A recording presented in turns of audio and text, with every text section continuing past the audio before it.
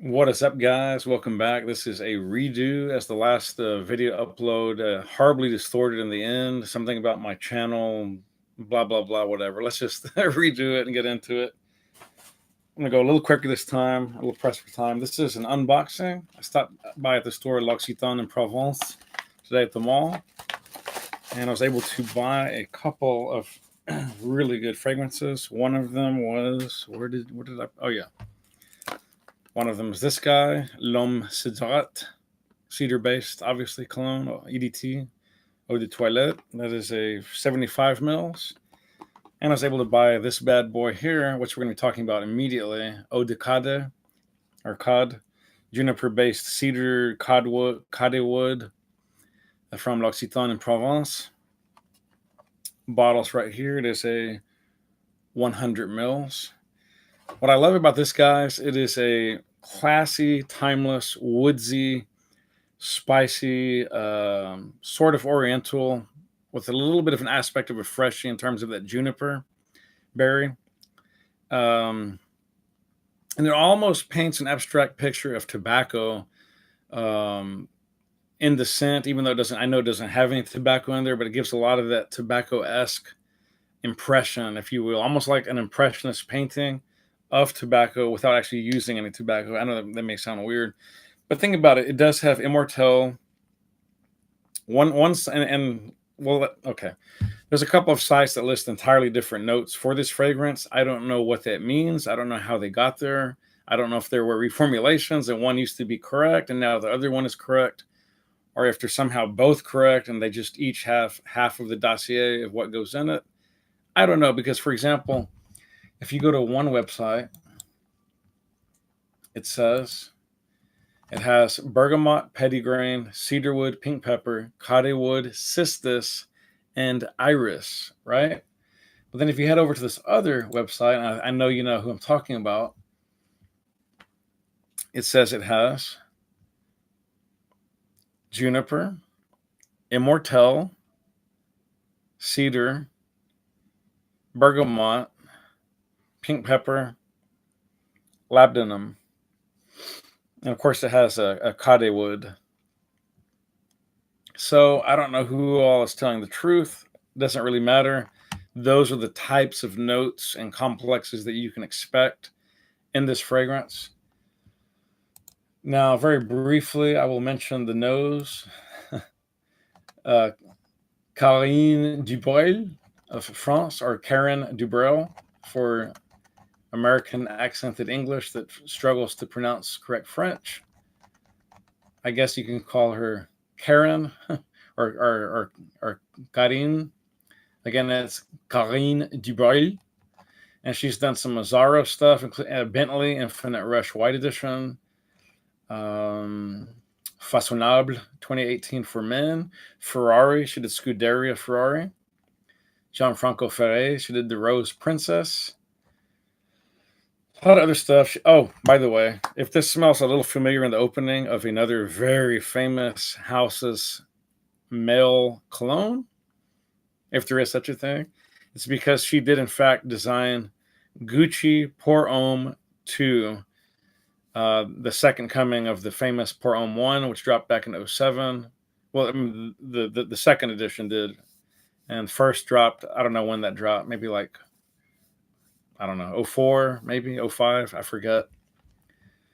So it has a lot of that slightly similar pencil shaving note at the very beginning, but it's not at all an identical copy. We'll get into that in a second. Jaguar, she did Classic Motion and Classic Red. Crisia, Time Woma. I really like a lot of the old classic Crisia stuff, like Woods Crisia. Excellent, excellent, fantastic cheap juice that smells and punches way above its weight class.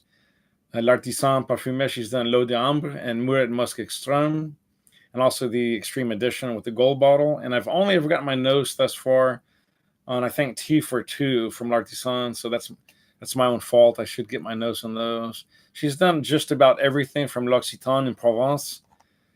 I'm not going to list them all here. You can check out the webpage on your own. Just a smorgasbord of fragrances. She's done some really good Lalique stuff, like Chypre Silver, Floral Bronze, Ombre Noir, which I tend to either get or at least get my nose on a sample or decant. Also, Mark, shout out to Mark Ropes08 for his review, I believe, of Illusion Captive. She's done that one. Highly rated, well received. That's a higher dollar perfume for sure. Oriental Zinc, Spicy Electrum, and Sensuel.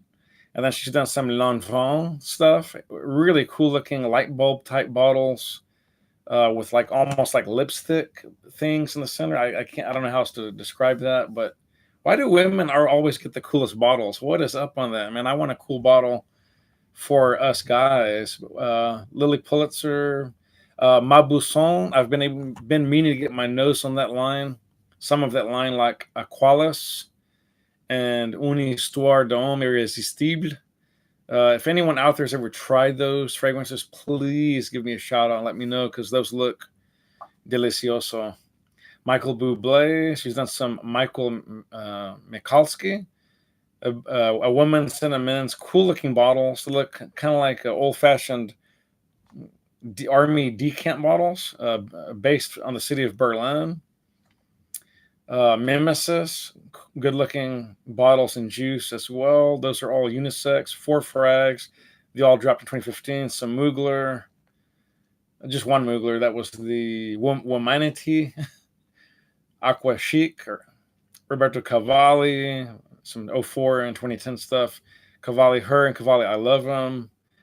Ferragamo and Kanto Shine, and Samurai, which I've heard quite a bit about recently, but mostly under much older throwback scents. But these are much more modern. These are Blooming Love, Sweet Love. Those are both female, obviously.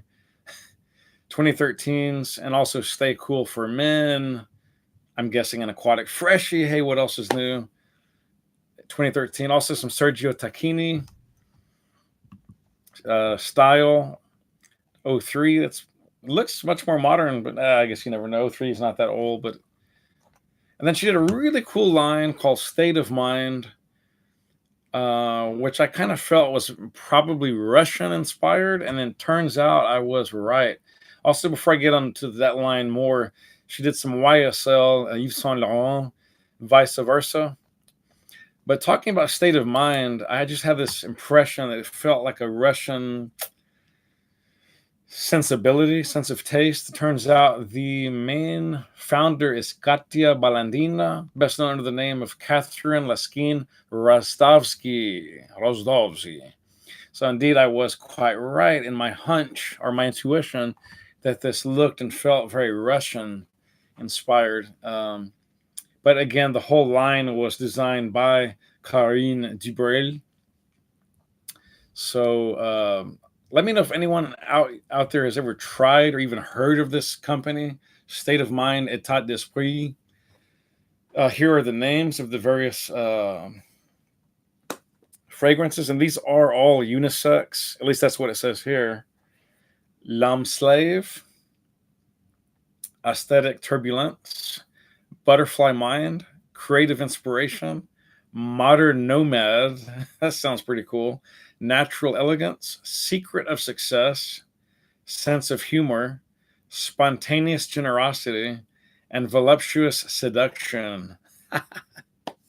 Pretty cool sounding stuff. I'd love to get oh my god, this is so good. It's not funny. Let's get back on the actual scent that I am talking about here. Where is everybody? Anyway, shout out to everybody. Content blocking. Okay, that's weird. I'm not trying to block any content. Thank God, it better not be blocking anything. Oh God, I hope this wasn't blocking anything. Hopefully not. Anyways, I'm gonna go ahead and do a reapply. All right. What I love about this, guys, and this does have a lot of detractors on the line. Also has a lot of appreciative fans. The opening is just so rich. It's classic cedary, woodsy. You have that immortelle, the cistus, the pink pepper, the juniper certainly in there. Just lifting this, giving a nice little bit of sizzle and spice. It also is said to have sandalwood in here, which gives it just a creamy, rich, soft, rounded elements to this. There's some other, I think there's one other site that lists a floral aspect. Oh, iris, of course. And yes, petitgrain and bergamot. And it's just a very relaxing, just aromatic, masculine, almost soothing, meditative type scent. I just love this scent. Now, the downside, yes, the longevity has been duly noted and criticized ad infinitum online. I will say I get about 4 to 5 hours out of this fragrance, and that's it. Kaput, it's gone. Ya no mas. And I would honestly say after about the second hour, I don't get any reasonable degree of projection. But if someone gets right up on me, then they can smell it. Or sometimes if I may be sweating, they might catch a little baby scent trail if they're in my train just close enough. So take that for what you will. This is not a beast mode fragrance. I don't think it was intended to be. It's office safe, but it also is quite sexy, quite masculine, uh, somewhat timeless, quite timeless actually. And I think, guys, a full bottle, $62. You kidding me? You couldn't get anything this good and by the designer community. Probably not even for $40 more.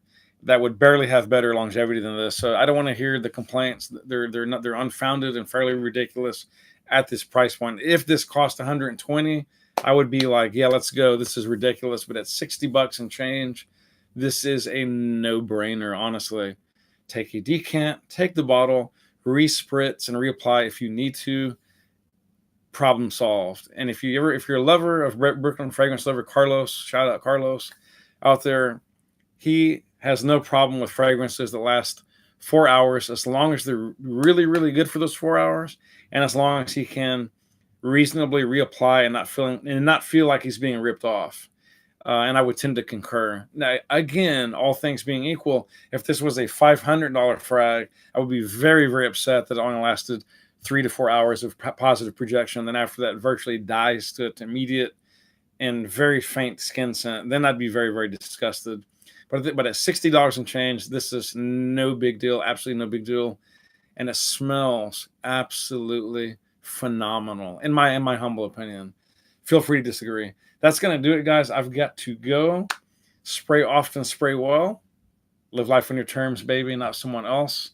And I will catch you on a later edition, hopefully. And we'll take a look at this guy down the road, hopefully. This L'Homme Cedrat. Oh, my God, is this stuff good? But I'm not going to tell you all about it. You have to tune in. And I will catch you later. Hope you guys are all doing good. Have a great December. See you in the next episode.